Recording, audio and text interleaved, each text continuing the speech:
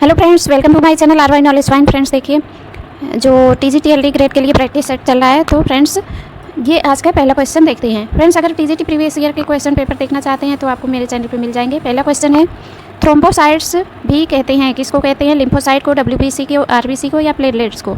तो फ्रेंड्स इसका correct option हो जाएगा डी ऑप्शन, प्लेटलेट्स को। देखिए, थ्रोम्बोसाइट्स को प्लेटलेट्स के नाम से भी जाना जाता है। प्लेटलेट्स ब्लड में RBC और WBC के साथ तैरते रहते हैं। ये रक्त का थक्का जमने में सहायता प्रदान करते हैं। थ्रोम्बोसाइट्स जो है अस्थि मज्जा में बनते हैं, यानी अस्थि मज्जा में इनका निर्माण होता है। दूसरा क्वेश्चन है, क्षय रोग से बचाव के लिए कौन सा टीका दिया जाता है? MMR, DPT, hepatitis, BCG? तो फ्रेंड्स इसका करेक्ट ऑप्शन क्या हो जाएगा? BCG। देखिए, क्षय रोग जिसे TB भी कहा जाता है, एक संक्रामक बीमारी है जो आमतौर पर फेफड़ों को प्रभावित करती है, लेकिन शरीर के अन्य अंगों को भी संक्रमित कर सकती है। केवल फेफड़ों को ही नहीं, बाकी अंग को भी संक्रमित कर सकती है। यह माइकोबैक्टीरियम ट्यूबरकुलोसिस नामक जीवाणु के नामक कारण होता है। कौन सा जीवाणु? Bacterium tuberculosis. थर्ड क्वेश्चन क्या है?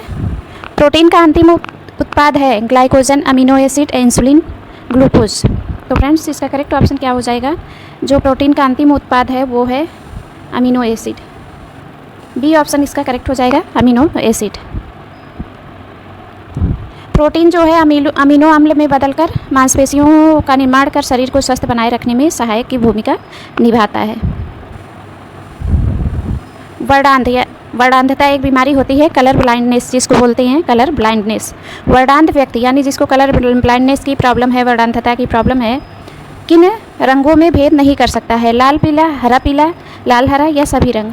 तो फ्रेंड्स इसका करेक्ट ऑप्शन क्या हो जाएगा? जो वर्णांध व्यक्ति है लाल एवं हरे रंग में भेद नहीं कर पाता है, तो इसका करेक्ट ऑप्शन सी ऑप्शन हो जाएगा, लाल हरा। सबसे अधिक आर्द्रता अवशोषक का गुण होता है सूती रेशे में, ऊनी रेशे में, रेयान रेशे में, रेशम रेशे में? तो जो सबसे अधिक आर्द्रता अवशोषक का गुण होता है वो होता है सूती रेशे में। तभी हम गर्मियों में जो है सूती कपड़े पहनते हैं, कॉटन के। ठीक है, ये जो गर्मी में जब सूती वस्त्र धारण करते हैं तो इसी के कारण, आर्द्रता के कारण जो है ठंडक का आभास हमें होता है। अंतः श्वसन होता है श्वास नलिका में, रक्त कोशिकाओं व ऊतकों के बीच, फेफड़ों में, उपरोक्त में से किसी में नहीं? तो फ्रेंड्स इसका करेक्ट ऑप्शन क्या हो जाएगा? रक्त कोशिकाओं व ऊतकों के बीच। बी ऑप्शन इसका करेक्ट हो जाएगा।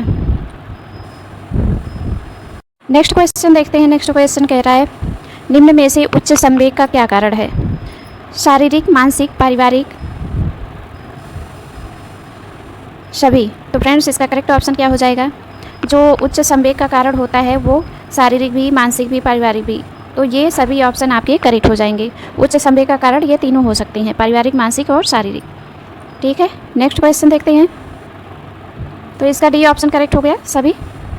नेक्स्ट क्वेश्चन पे, ब्रोकेट बना होता है, ब्रोकेट बना होता है सोना का, चांदी का, दोनों A तथा B का, इनमें से कोई नहीं? तो फ्रेंड्स जो ब्रोकेट होता है वो सोना तथा चांदी दोनों से बना होता है। जो फैब्रिक, जो साड़ियाँ बनती हैं वो सोना तथा चांदी दोनों से मिलकर बनी होती है। चांदी के तार पर सोने का पानी चढ़ा, जो चांदी का तार होता है उस पर सोने का पानी चढ़ाकर इस तार से जो वस्त्र तैयार किया जाता है उसे ब्रोकेट कहा जाता है। ठीक है, रेशम से बने वस्त्रों को सोने चांदी के धागों से सजाया जाता है। ये वस्त्र बहुत महंगे होते हैं, इसलिए ये आम आदमी के बस की बात नहीं है, बड़े लोग जो होते हैं वो पहनते हैं इसको। गर्भ में आहार तथा ऑक्सीजन की पूर्ति किसके द्वारा होती है? फुफ्फुस, गर्भाशय, प्लेसेंटा? कोई नहीं? तो फ्रेंड्स इसका करेक्ट ऑप्शन हो जाएगा प्लेसेंटा। गर्भ में आहार तथा ऑक्सीजन की पूर्ति जो है प्लेसेंटा के द्वारा होती है। फुफ्फुस को इंग्लिश में क्या बोलते हैं? लंग्स बोलते हैं। और देखिए, गर्भ में आहार तथा ऑक्सीजन की पूर्ति जो है प्लेसेंटा के द्वारा की जाती है। इसी के सहारे शिशु जो है गर्भ में जीवित रहता है। नेक्स्ट क्वेश्चन है, लंबी गर्दन वाली स्त्रियों के ब्लाउज का गला कैसा होना चाहिए? बड़े गले का, चौकोर गले का, छोटे गले का, त्रिकोण गले का? तो फ्रेंड्स इसका करेक्ट ऑप्शन क्या हो जाएगा? चौकोर गले का। लंबी गर्दन वाली स्त्रियों के ब्लाउज का गला होना चाहिए चौकोर गले का। नेक्स्ट क्वेश्चन देखते हैं। प्रसार एक शिक्षा है जिसका उद्देश्य उन लोगों की सोच व कार्यविधि में परिवर्तन लाना है जिनके साथ काम किया जाना है। यह जो है परिभाषा दी गई है किसके द्वारा?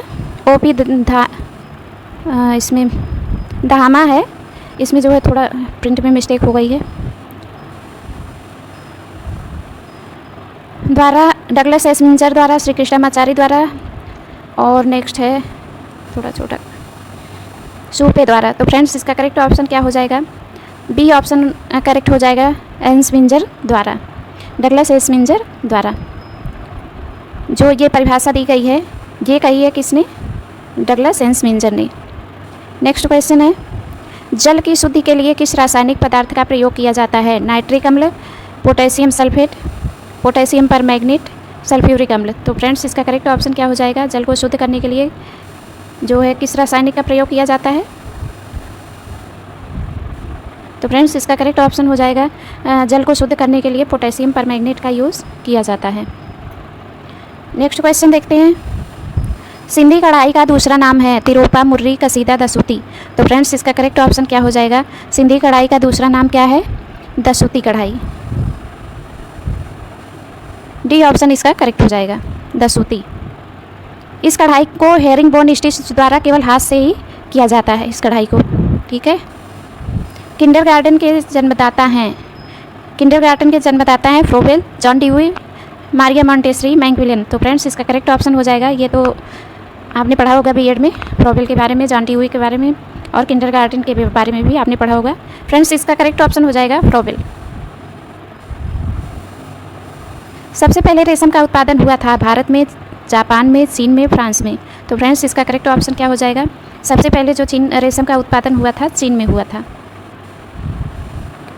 प्रकृति में सीधे तौर पर प्राप्त होने वाली विटामिन कौन सी है जिसके लिए किसी भोज्य पदार्थ की भी ज़रूरत नहीं है? Vitamin A, vitamin B, vitamin D, vitamin E. तो फ्रेंड्स इसका करेक्ट ऑप्शन क्या हो जाएगा?